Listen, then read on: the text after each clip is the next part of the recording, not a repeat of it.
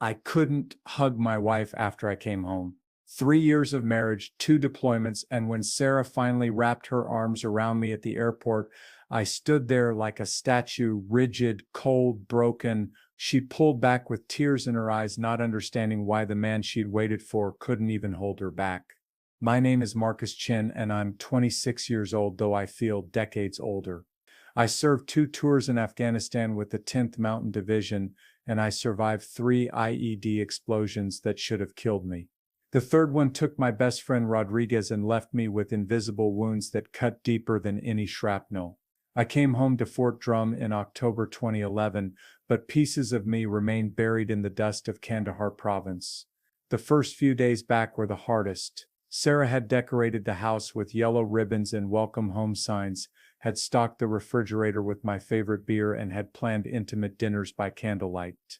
But every time she reached for me, every time she tried to bridge the ocean that had grown between us, I flinched away like she was carrying a live grenade. I don't understand, she whispered on our third night together, sitting on the edge of our bed while I paced the room like a caged animal. I waited for you. I wrote you every day. I dreamed about you coming home. I wanted to tell her about the dreams that woke me screaming, about how Rodriguez's blood had splattered across my face when the bomb went off, about how I checked every piece of trash on the roadside for wires because that's how they hid the explosives that turned vehicles into coffins. Instead, I said, "I'm just tired, Sarah, give me time." But time wasn't healing anything. If anything, each day at home made the space between us wider. I'd catch her watching me, sometimes studying my face like she was looking for the man she'd married. That man had died somewhere between Bagram and FOB Chapman, and what came back was this hollow thing that jumped at car backfires and couldn't sleep without checking the locks 3 times. The worst part was wanting to touch her. God, how I wanted to. I'd lie awake at night, listening to her breathe beside me, watching the moonlight play across her shoulders, and my whole body would ache with the need to reach out. But every time I tried, I'd remember the weight of Rodriguez's body when I pulled him from the wreckage, and I'd freeze up. I was afraid I would break, like a landmine.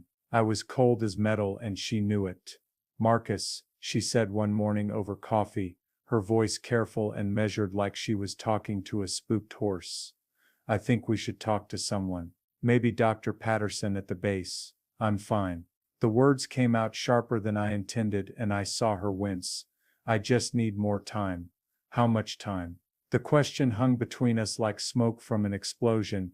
"Because I'm losing you, and I don't know how to get you back." I stared into my coffee cup, seeing my reflection distorted in the dark liquid. How could I explain that I was afraid of hurting her? Not physically, though the rage that lived under my skin sometimes felt capable of anything, but afraid that the poison I'd absorbed in those mountains would somehow contaminate her too. Sarah was light and warmth and everything good about the world I'd left behind. I was darkness and hypervigilance and the constant expectation of death. That afternoon, while I was in the garage pretending to organize tools I'd never use, Sarah appeared in the doorway. She didn't say anything at first, just watched me move wrenches around a pegboard with military precision. "I bought something today," she said finally. I grunted, not looking up from my task. 2 chairs, for the porch. This made me pause. We'd never had porch furniture, had never needed it. Before deployment, we'd spent our evenings inside, cooking together, watching movies, talking about the future. Before deployment, we'd had a future. Thought maybe we could sit outside sometimes, she continued. Watch the sunset. You don't have to talk. You don't have to do anything but sit with me. I wanted to tell her it wouldn't work, that I was too broken for even that simple intimacy. Instead, I found myself nodding. That evening, as the October sun painted the sky in shades of amber and gold, we sat in those chairs for the first time. Sarah had positioned them about 3 feet apart, close enough to share the space, far enough that I wouldn't feel trapped. She'd thought of everything, even bringing out a thermos of coffee and a blanket she didn't try to share. We didn't talk. Sarah seemed to understand that words were too dangerous, too loaded with the potential for misunderstanding. Instead, we just existed in the same space, watching the light fade from the world while the first stars appeared in the darkening sky. It became our routine. Every evening at sunset, we'd take our places in those chairs. Sometimes Sarah would read a book, sometimes she'd work on her crossword puzzles, sometimes she'd just sit with her hands folded in her lap, patient as stone, and slowly, almost imperceptibly, the space between the chairs began to shrink. It took 3 weeks before I spoke during one of our sunset sessions. Rodriguez had a daughter, I said, the words escaping before I could stop them. Isabella.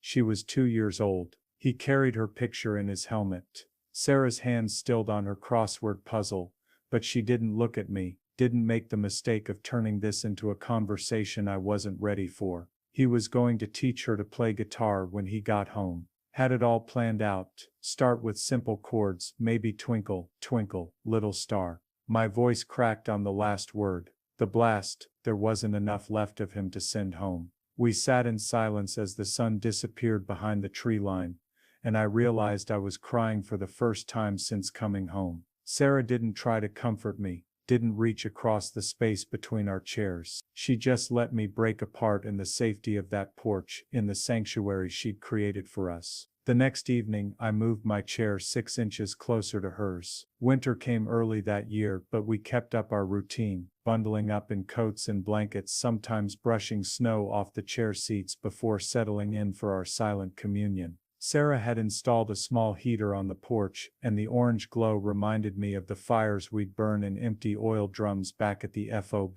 But instead of bringing back memories of fear and cold, those flames became associated with healing. I used to count explosions, I told her one snowy evening in December. After the first IED, I'd count them. 1 explosion, 2 explosions, 3 explosions. Like keeping score in some fucked up game. I glanced at her, expecting judgment, but found only patient attention. The third one should have killed me. Would have if Rodriguez hadn't pushed me out of the way. Sarah's crossword lay forgotten in her lap. A tear caught the light from the porch heater as it rolled down her cheek. I can't stop counting, I continued. Every loud noise, every car backfire, every door slam. I'm always waiting for explosion number 4. The one that's going to finish the job. What number are you on now? She asked softly. I considered this. Since coming home I'd counted car backfires, firecrackers on New Year's Eve, sonic booms from jets overhead, construction noise from the neighbor's renovation project. 237. She nodded like this made perfect sense. Maybe someday you won't need to count anymore. Maybe. That night, for the first time since coming home, I didn't check the locks before bed. Spring arrived with a violence of color that reminded me why I'd fallen in love with New York in the first place. The porch faced west, giving us perfect views of the sunset, and Sarah had planted flowers in boxes along the railing. Purple petunias and yellow marigolds, bright splashes of life against the weathered wood. Our chairs had migrated steadily closer over the months, and now they sat side by side, close enough that Sarah could rest her coffee cup on the small table between us, close enough that when the evening breeze blew her hair, it sometimes brushed against my arm. Dr. Martinez called today, Sarah said one evening in May. About the appointment, I'd finally agreed to see someone at the VA, though I'd canceled 3 times already. The thought of sitting in an office, talking about Rodriguez and counting explosions, and the way I couldn't touch my wife, made my chest tight with panic. I'll go, I said. This time I'll go. Sarah reached toward me, then caught herself, her hand freezing midair before settling back in her lap. But the gesture wasn't lost on me. The instinct to comfort, to connect, held back by respect for boundaries I'd built with my own fear. Sarah, I said. She looked at me. Really looked at me. For the first time in months, I want to try, I said. I want to try to get better for you, for us. Her smile was small, but genuine. Not for me, Marcus. For you. That night I dreamed about Rodriguez again, but this time he wasn't dying. He was sitting on a porch somewhere, playing guitar for his daughter, teaching her the chords to Twinkle, Twinkle, Little Star. When I woke up, I wasn't screaming. Dr. Martinez was a soft-spoken woman with kind eyes and a purple heart pin on her lapel. She didn't push, didn't try to excavate my trauma with surgical precision. Instead, she taught me about breathing, about grounding techniques, about the difference between being in Afghanistan and being safe at home in my living room. Trauma isn't something that happens to you, she explained during our fourth session. It's something that gets stuck inside you. We're just going to help it find a way out. The work was hard, harder than humping gear up Afghan mountains, harder than clearing houses where every shadow might hide death. But slowly, gradually, I began to feel less like a bomb waiting to explode, and more like a man who might someday be whole again. I miss touching you, I told Sarah one evening in late June. We were in our chairs, watching fireflies blink among the marigolds, like tiny stars fallen to earth. She didn't respond immediately, but I saw her shoulders relax slightly as if she'd been holding her breath for months. I miss it too, she said finally. I'm afraid I'll hurt you. You won't? I'm afraid I'll scare you. You won't? I'm afraid if I start, I won't be able to stop counting explosions long enough to remember how to love you. This time her silence stretched longer. When she finally spoke, her voice was barely above a whisper. What if we start small? I looked at her.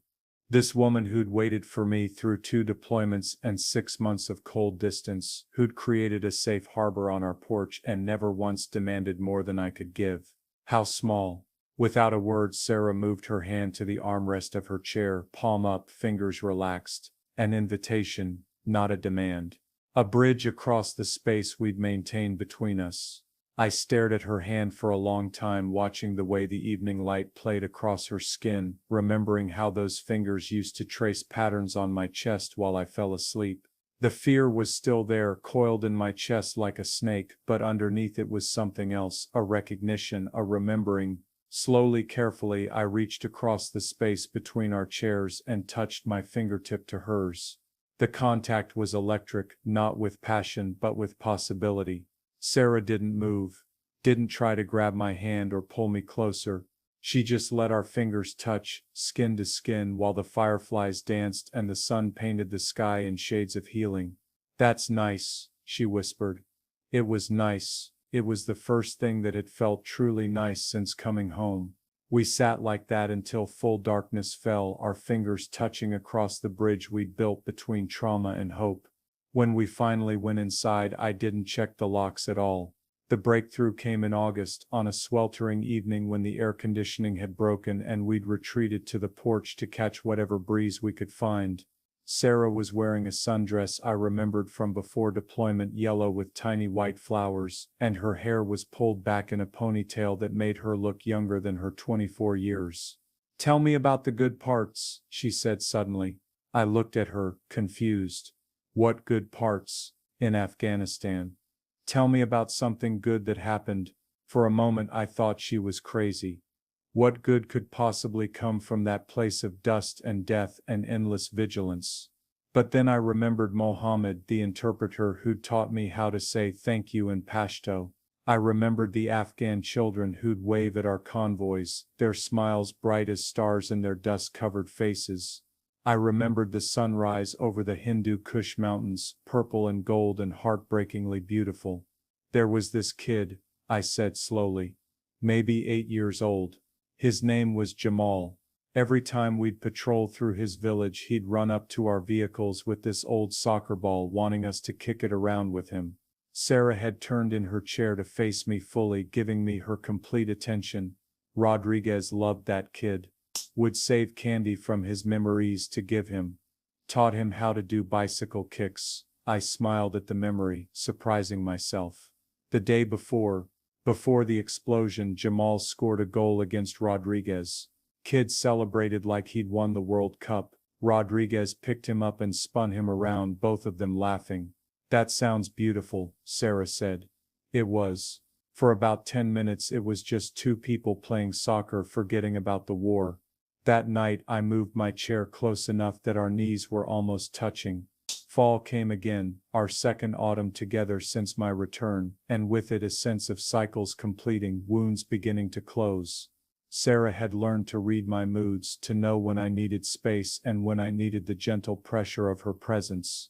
I had learned that healing wasn't linear, that some days would be harder than others, but that the trajectory was generally upward. I love you, I told her one October evening, the words surprising us both. I love you too, she replied, and reached for my hand. This time I let her take it. Her fingers intertwined with mine, and for the first time in almost a year I didn't think about explosions or Rodriguez, or the weight of the dead.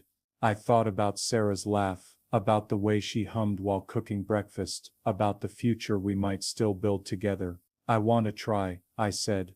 I want to try to be close to you again. We don't have to rush, she said, but I could hear the hope in her voice. I know. But I want to. I'm tired of being afraid of my own wife. That night, we held hands on the couch while watching television. When I woke up the next morning, I realized I'd slept through the night without nightmares for the first time since coming home.